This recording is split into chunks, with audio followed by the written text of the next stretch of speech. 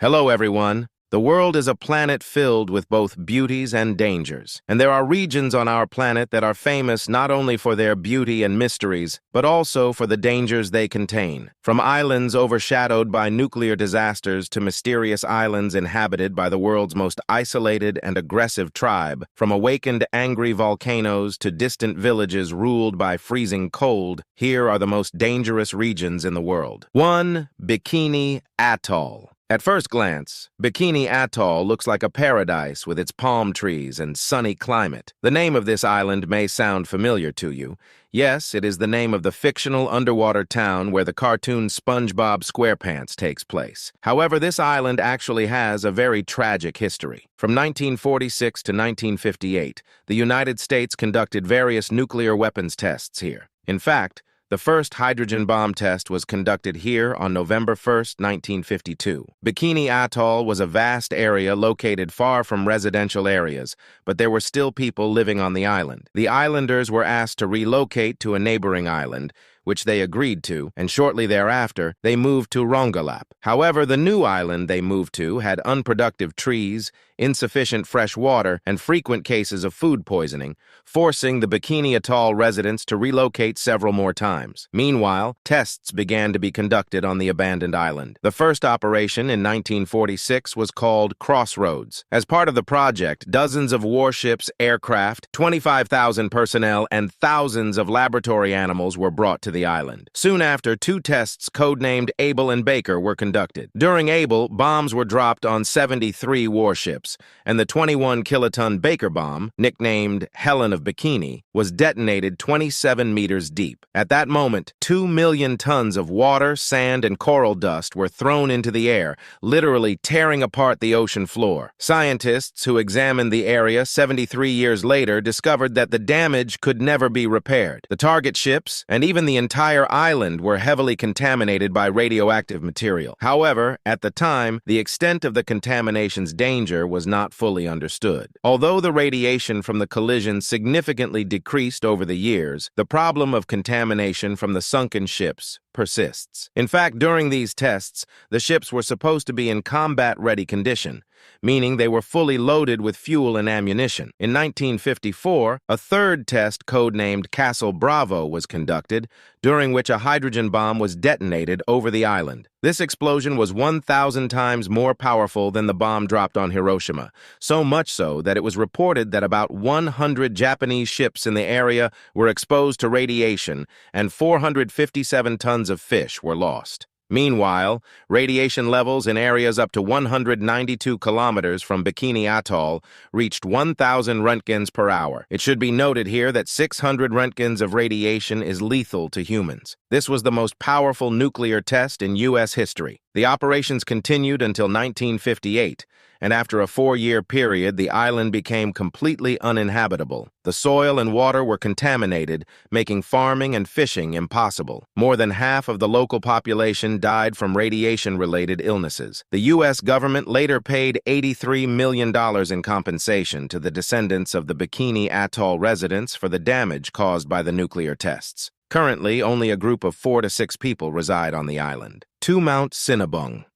At the end of August 2010, Mount Sinabung awoke from a 400-year slumber. This 460-meter-high volcano is located in the north of Sumatra Island, Indonesia. The bad news is that people have been settling around the volcano for centuries, unaware of its danger. Indonesia sits on the tectonic plates of the Pacific Ring of Fire and leads the world in the number of volcanoes. There are 147 volcanoes in the country, 130 of which are active, and nearly 9 million Indonesians live near these active volcanoes. Since awakening, Mount Sinabung has erupted almost every year. As a result, planes passing through the area have to change their routes. Each eruption forces 6,000 to 20,000 people to leave their homes, leading to numerous tragic incidents. For example, in 2014, at least 16 deaths were reported due to eruptions. That year, people living within 5 kilometers survivors of the volcano were allowed to return to their homes, but shortly after, the volcano erupted again. In this incident, a journalist trying to get a close-up shot and 4 children and a teacher from a local school died. In 2016, the volcano caused the deaths of 7 more people and seriously injured 3. Look at this image of the eruption. The column of ash and smoke reached a height of 3 kilometers. Following the disaster,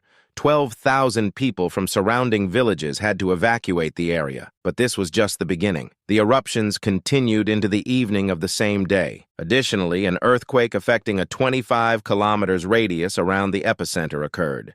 A few days later, Mount Sinabung erupted again, and the sound of the eruption was heard from 8 kilometers away. By 2021, the volcano had erupted 5 times between January and July. The last eruption sent a plume of dust and gas 4.5 kilometers high, and pyroclastic flows and destructive volcanic currents extending 1 kilometer from the volcano were observed. These currents reach speeds of up to 700 kilometers per h and temperatures of up to 800 degrees Celsius, which were fatal for the surrounding life. 3. Oymyakon. Now let's move away from high temperatures and head to cold regions. In the place we are about to discuss, all pipes freeze, so most toilets consist of separate buildings without a water supply. In fact, even the soil freezes here, meaning there are very few plants, and people mostly have to consume meat and fish. Yes, if you're a vegetarian, you'd better stay away from here. Here, like many other things, engines can freeze quickly, so most devices are left running at all times.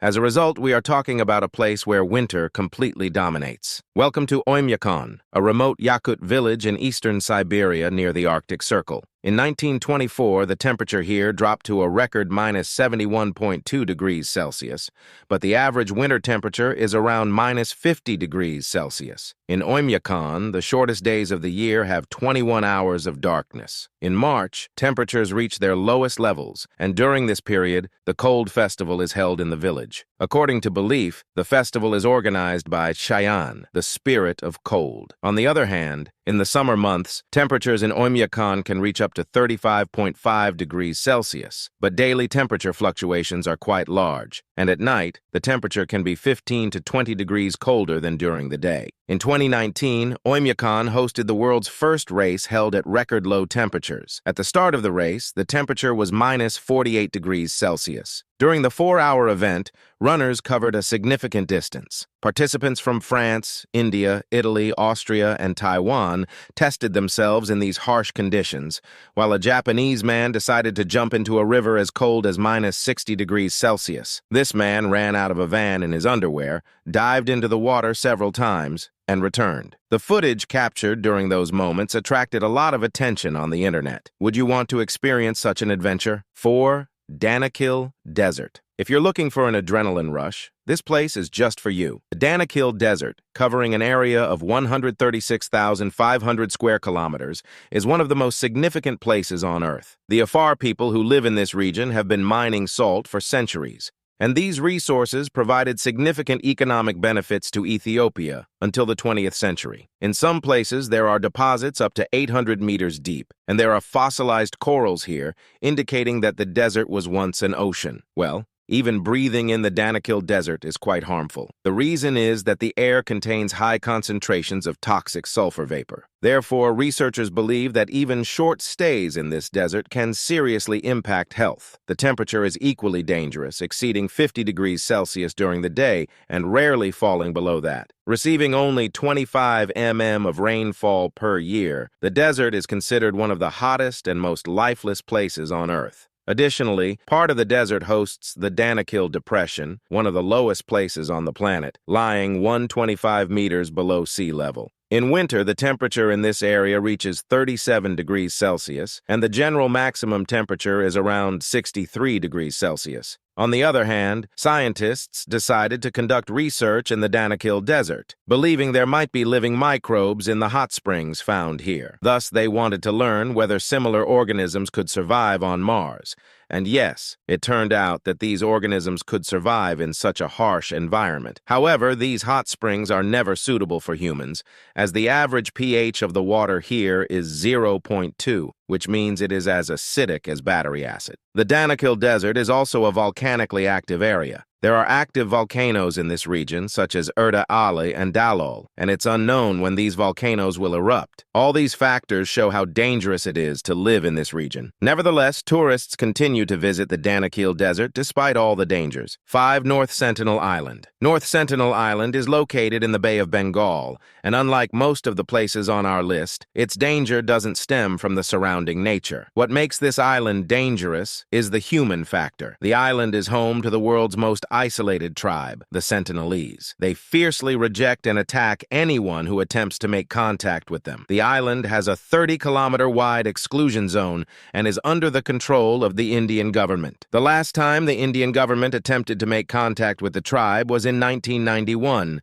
and the island has been left alone ever since. This tribe, which has lived in isolation for 60,000 years, is believed to have no immunity to many modern diseases. They live by hunting and gathering, so they are very aggressive towards outsiders. For example, in 2006, 2 Indian fishermen accidentally drifted towards the island while fishing, and they were killed by the tribe. However, their bodies were not retrieved because the area was too dangerous to enter. The most recent incident occurred in 2018. An American missionary named John Chow was killed while attempting to approach the tribe to spread Christianity. According to the story, Chow was taken to the island by local fishermen and left on the shore. However, he never returned, and it is believed that the tribe buried him in the sand. Fishermen who brought Chow were later arrested and charged with murder for assisting him. Indian police officers couldn't reach the island either, but they saw the tribe preparing to shoot arrows at their helicopters. Despite all these dangers, people from time to time try to visit the island. Some experts believe that the Sentinelese tribe will not be able to sustain their way of life for much longer. Would you want to get to know them? 6. Giant Crystal Cave. The Giant Crystal Cave is located in Nica, Mexico,